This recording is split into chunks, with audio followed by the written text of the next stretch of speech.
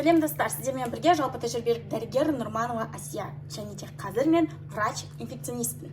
Сіздерге жақын арада кор туралы өте күшті ақпарат қалдыратын боламын. Сіздер ешбір жерде естімеген, ешбір жерде айтпаған, және де менің өзім де дұрыс білген жоқпын ол туралы күшті сізге ақпарат қалдыратын боламын. Пока что айтпай қояйын, келесі видеомда міндетті түрде күтіңіздер. Ал кеттік. Біз бүгін сұлы сүті туралы айтатын боламыз. Мен алдыңғы видеода айтқан болатынмын. Сұлы сүті өте пайдалы. Қыздар, особенно сіздерге, сондықтан өзіңізге жақын деген жандарға міндетті түрде мына видеоны жіберіңіз. Ал кеттік. Сұлы сүттің бірінші сіздерге пайдасын айтып кетейін. Ең бірінші сұлы сүті бұл адамды жасартады. Жалпы сұлы бұл адамды жасарту қызметін атқарады. Қыз-келіншектер, бұл сіздерге өте маңызды, пайдалы видео болмақ. Сондықтан міндетті түрде жақындарыңызбен бөлісіңіз. Ал кеттік. Сұлы сүті адамның рационын байыту үшін қолданылады. Бауыр, өт функционалды жағдайын жақсарту үшін, қалқанша безінің функциясын жақсарту үшін, сонымен қатар организмде қорғаныс қызметін атқарады, яғни иммунитетті күшейтетін қасиеті бар. Сонымен қатар қартаюдың алдын алады. Жаңа айттым ғой, бұл бізді жасартатын ең бір күшті, ең арзан зат. Сонымен қатар бұның құрамында А дәрумендері бар. Шаш, тырнақтың жағдайын жақсартады. Ал енді бұны біз қалай дайындаймыз? Бұл жерде мен сұлы сүтін алып отырмын, иә? Бірінші ашып алайын. Аптекадан кеше алдыртқан болатым. Так.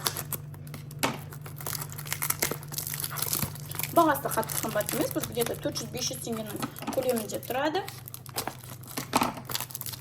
Өзім бұрыннан осы сұлыны жақсы көремін.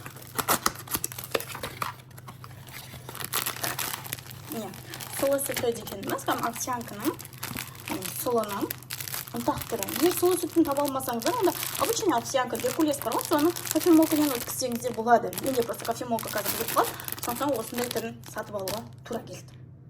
Ал кеттік, сіздерге мен бірінші ішетін рецепті көрсетемін. Ол үшін бізге 200 мл жылы су қажет, және де өзіміздің сұлымыз қажет. Сұлының басын ашып алып, оның ішіне бір ас қасық сұлыны саламыз. Горка болып кетті, менде шамалы азайтайын. 2 ас қасық болып бара тұрады. Салып, араластырып, толық ерігенше араластырамыз. Жылы су болу қажет. Енді осы сүтімізді толық араластырып болғасын 10 минутқа тұндырып қоямыз. Ал енді масканы қалай жасаймын деген қыздар. Мен маска деп өзім айтып қойдым, иә? Жасартатын маска жасауға болады, және де лосьон жасауға болады. Тоник. Өте қазір күшті, мен сіздерге айтамын. Тұндырып қойайын басын жауып. 10 минут, оған дейін мен сіздерге күшті рецептермен бөлісемін. Бірінші біз маска жасаймыз. Менде мынандай қандай кисейка бар. Кисе бар. А такая кисайка деп айтқаным үшін бәрі комментарий жазады ғой. Так, кисе бар. Соған мынандай ғана овсяный хлопьяны саламын. Оның үстіне қайнап тұрған суды құямын. Міне, осы ғана су жарайды, даже көптеу болып кетті. Осының басын жауып, тұндырып қоямын. Бәрін тұндыратын, е? Өйткені өзінің бойындағы бүкіл полезный заттар сыртқа шығу қажет, яғни суға бөлінуі қажет. Так, оқырмандар, міне менің тұндырып қойған сүтім дайын болды. Енді ішуге болады. Бұны біз ішіне мед қосып та ішсек болады. Мен мед қосып ішкен жақсы көремін. Бір ас қасық мед салып, араластырып ішуге болады.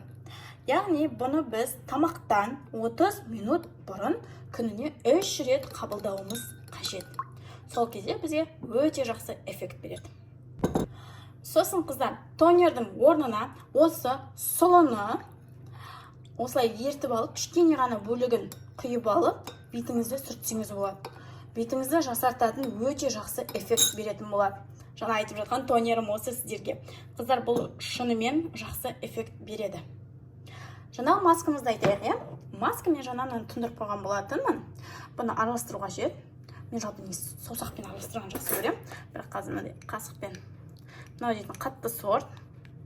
Мынау бұлшырап прям дейтін андай қылып езіліп не істеу керек та, езіліп прям дейтін қоймаужың болу қажет. Сол кезде бетімізге жақсақ аптасына 2 рет өте күшті эффект береді.